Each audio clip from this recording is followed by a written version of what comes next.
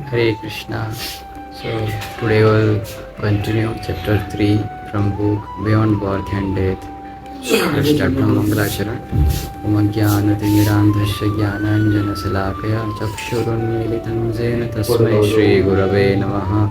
Namo Vishnupadaya Krishna Pristhaya Bhutale Srimate Bhaktivedanta Swami Iti Namine Namaste Saraswate Deve Gauravani Pracharine Nirvisesa Shunyavadi Paschatya Deshatarine जय श्री कृष्ण चैतन्य प्रभु नित्यानंद श्री अद्वैत गदाधर शिवासादि गौर भक्त वृंद हरे कृष्णा कृष्णा कृष्णा हरे हरे हरे राम राम राम हरे हरे वंशाकल्पतरुभ्यश्च कृपा सिन्धुभ्य एव च पतितानां पावनेभ्यो वैष्णवेभ्यो नमो नमः हरे Krishna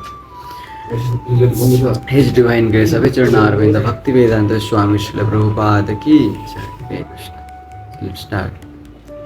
Chapter 3 Liberation from Material Planets. The Jnanis and Yogis are generally impersonalists, and although they attain the temporary form of liberation by merging into the impersonal effulgence, the spiritual sky, according to Srimad Bhagavatam, their knowledge is not considered pure.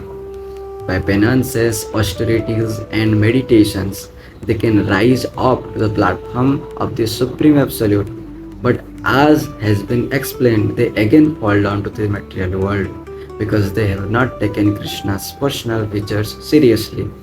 Unless one worships the lotus feet of Krishna, he again has to descend to the material platform. The ideal attitude should be, I am your eternal servitor. Please let me somehow engage in your service. Krishna is called Ajita, unconquerable.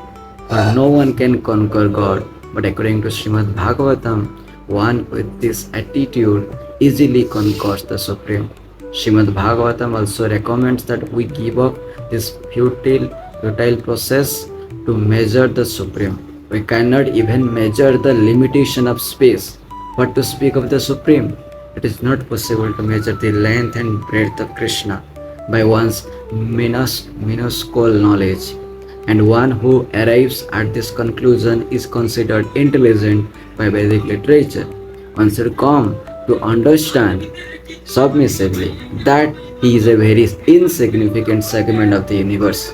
Abandoning the endeavor to understand the Supreme by limited knowledge or mental speculation, we should become submissive and hear of the Supreme through authoritative sources such as Bhagavad Gita or through the lips of a realized soul. In the Bhagavad Gita, Arjuna is hearing about God from the lips of Sri Krishna himself. In this way, Arjuna set the criterion for understanding the Supreme by submissive hearing. It is our position to hear the Bhagavad Gita from the lips of Arjuna or his bona fide representative, the spiritual master.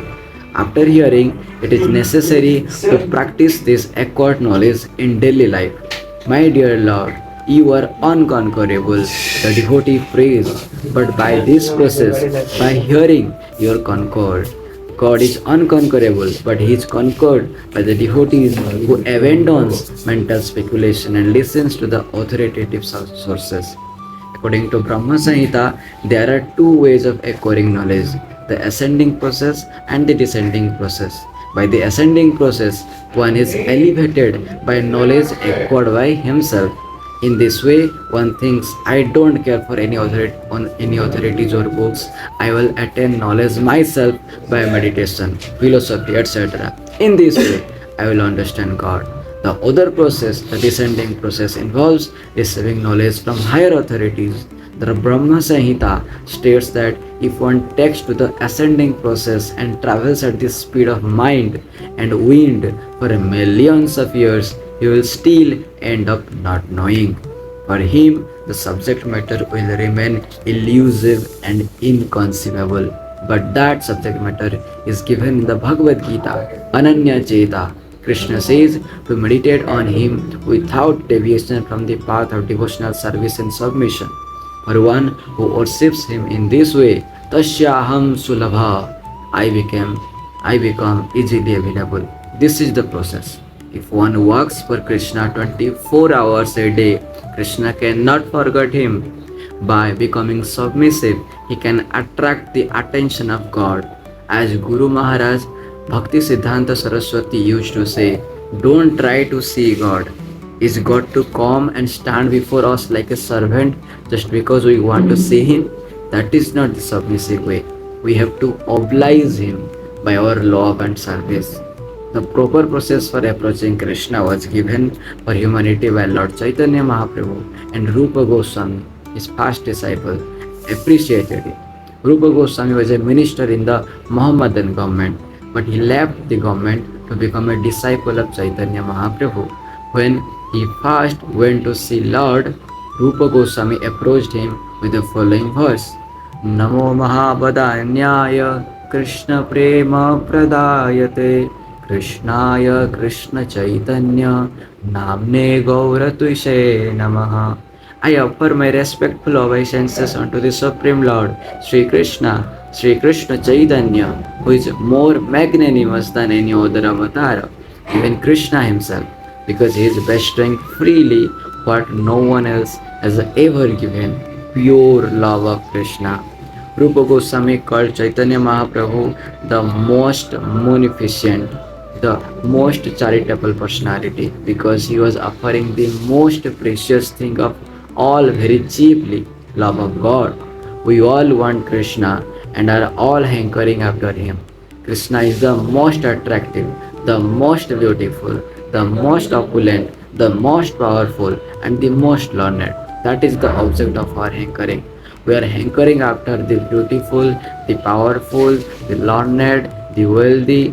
Krishna is the reservoir of all this. So we need only turn our attention toward Him, and we will get everything, whatever we want, whatever is our heart's desire, will be fulfilled by this process of Krishna consciousness.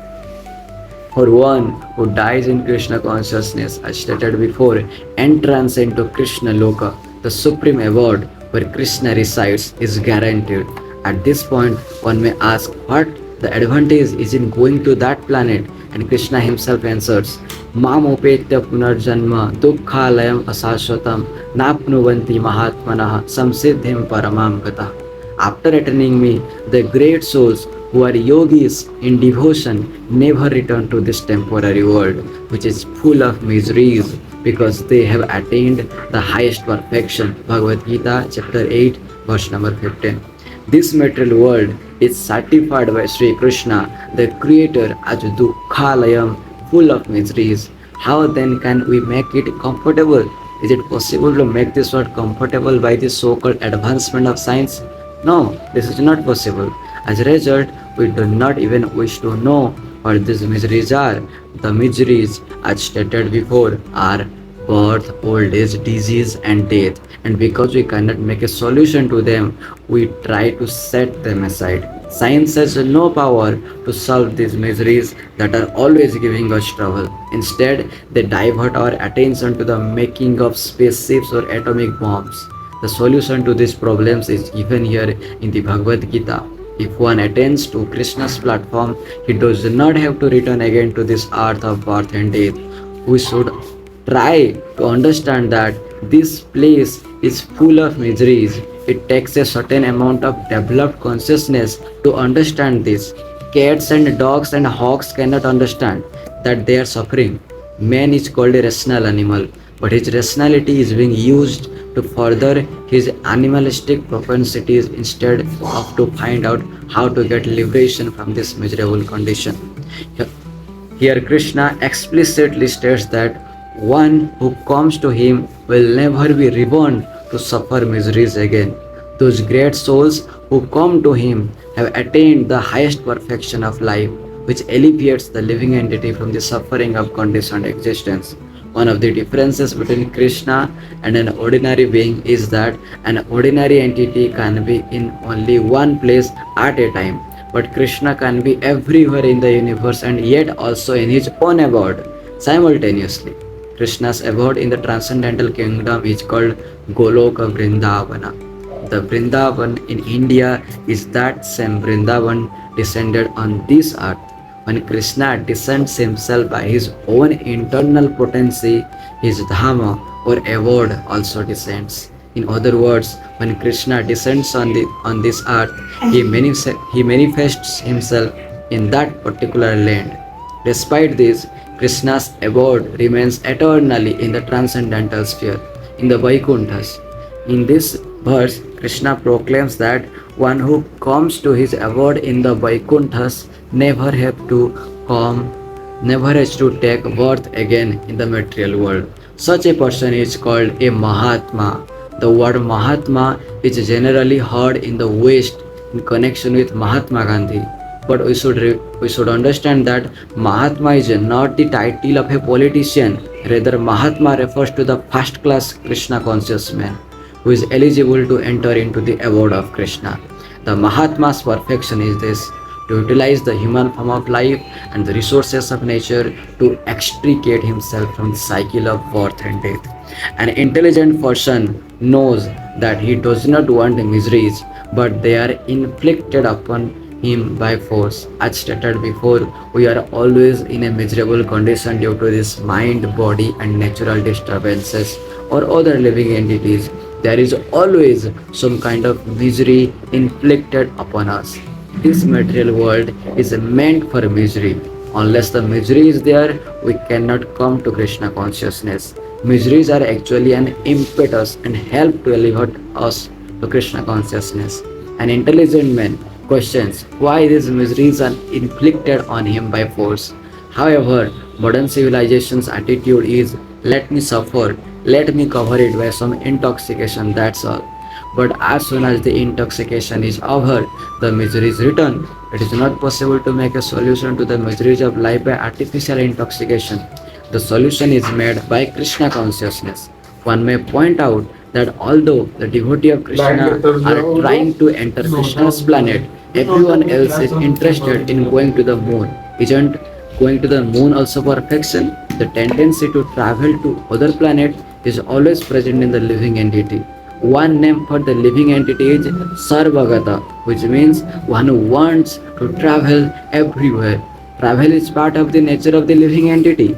The desire to go to the moon is not a new thing. The yogis also are interested in entering the higher planets.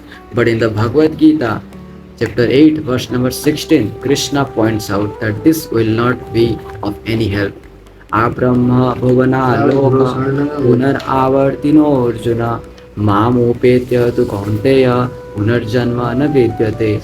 From the highest planet in the material world down to the lowest, all are places of misery, wherein repeated birth and death take place. But one who attains to my abode, O son of Kunti, never takes birth again.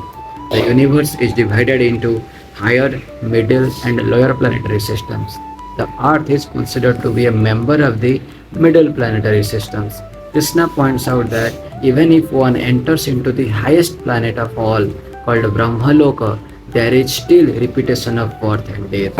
Other planets in the universe are full of living entities. We should not think that we are here and that all other planets are vacant.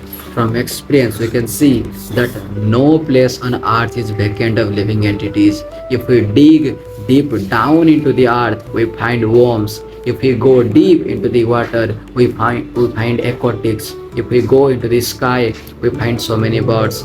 How is it possible to conclude that other planets have no living entities? But Krishna points out that even if we enter into those planets where great demigods reside, we will still be subjected to death. Again, Krishna repeats that upon reaching his planet, one need not take birth again. We should be very serious about attaining our eternal life full of bliss and knowledge. We have forgotten that this is actually our aim of life, our real self-interest. Why have we forgotten? We have simply been entrapped by the material glitter, by skyscrapers, big factories, and political play. Although we know that However big we build skyscrapers, we will not be able to live here indefinitely. We should not spoil our energy in building mighty industries and cities to further entrap ourselves in material nature. Rather, our energy should be used to develop Krishna consciousness in order to attain a spiritual body whereby we may enter into Krishna's planet.